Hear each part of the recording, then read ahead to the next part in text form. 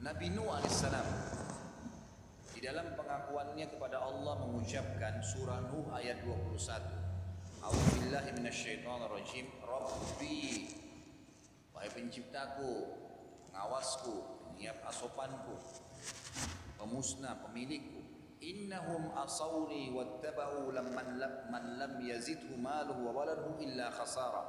Wahai Rabbku, sesungguhnya mereka telah mendurhakaiku dan telah mengikuti orang-orang yang harta dan anak-anaknya tidak menambah bagi mereka kecuali kerugian belaka. Jadi di sini Allah Subhanahu wa taala menceritakan tentang keadaan Nabi Nuh alaihissalam yang mengeluhkan, curhat kepada Tuhannya. Tahu apa yang terjadi? Waktu sudah Nabi Nuh ucapkan doa ini, Allah Subhanahu wa taala ijabah. Allah utus Jibril lalu menyuruh Nabi Nuh alaihissalam buat kapal untuk supaya selamat, gitu kan. Kapal ini bukan main-main, kapal yang sangat besar. Dan yang uniknya adalah pada saat itu lokasi dakwanya Nabi Nuh padang pasir, nggak ada air. Dibuatlah kapal, maka setiap kali disusun kapal-kapal papan-papan kayu, kaumnya yang kufur ini lewat, ketawain Nabi Nuh, "Nuh, kau mau bawa kemana kapalmu? Kamu mau pakai kemana ini padang pasir? Mau didorong, nggak ada lautan, nggak ada sungai di situ, jauh sekali padang pasir. Kalaupun ini mau diseret kemana sebesar ini?" Mereka olok-olok, Nabi Nuh tetap diam aja, tetap bekerja sama orang-orang beriman sampai kapalnya jadi. Setelah kapalnya jadi, tahu apa yang dilakukan oleh orang-orang kafir itu? Mereka sepakat semua menghina Nabi Nuh alaihissalam. Dengan niat begitu, mereka buang air besar, buang air kecil di kapal Nabi Nuh. Semua datang, setiap mau buang air besar di kapal Nabi Nuh, buang air kecil, sampai kapal Nabi Nuh penuh dengan kotoran, gitu kan? Apa yang terjadi? Lihat, kalau sudah campur tangan ilah, Tuhan lain, semua manusia bisa mengatur di budaya, bisa memanipulasi data, bisa menzalimi orang lain, bisa menunjukkan kesombongan, tapi tetap ujungnya akan ada campur ilah. Gak ada orang sombong akhirnya gak dihukum sama Allah, gak ada. Gak ada orang yang mengambil haknya orang lain kecuali Allah juga kasih dia balasan terhadap buatannya. Makan harta haram, Allah kasih penyakit yang berat, yang dia akan bayar lebih berat daripada apa yang sudah dia curi. Allah Subhanahu wa taala pada saat itu memberikan penyakit kulit yang subhanallah hanya kena orang-orang kafir saja. Orang beriman gak kena.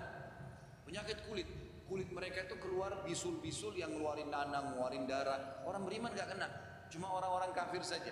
Semua satu negeri itu kena.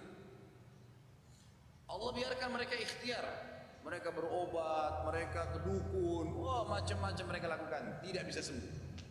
Dan ini bayi pun baru lahir langsung kena penyakit itu, semua. Tapi orang beriman enggak. Tahu bagaimana campur tangan ilah, Bapak Ibu sekalian?